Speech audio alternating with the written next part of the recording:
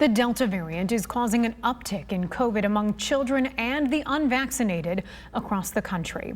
That's why last week, President Joe Biden unveiled a new pandemic response plan, mandating employers with more than 100 workers require vaccinations or weekly tests. But could this increase in testing lead to a shortage of tests and other critical supplies like we saw early on during the pandemic? TV5's Trevor Sahaki spoke with state health officials about how they're preparing. I'm announcing that the Department of Labor is developing an emergency rule.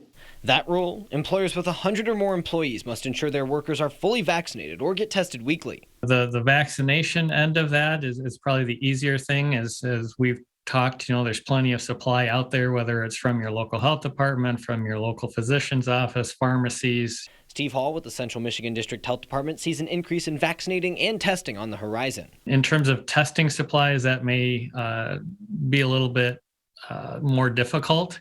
For many local health departments, it's either hold a vaccine clinic or mass testing site, not both, due to staffing and supply shortages. That's where the state can help. I think we'll absolutely see an increase. We've already seen an increase before the mandate.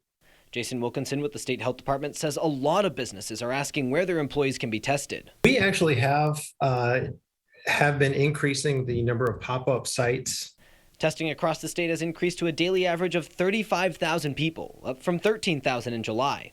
Many of the health departments they've switched their focus to offering those vaccination events. And so in those cases, we say, is there a way that we can augment those events by offering testing? For now, local health departments are waiting on more OSHA guidance, like with at-home tests. I guess that's the first question. Would at-home tests be permissible under this rule or whatever OSHA is gonna stipulate? The mandate will begin taking effect in about 2.5 months.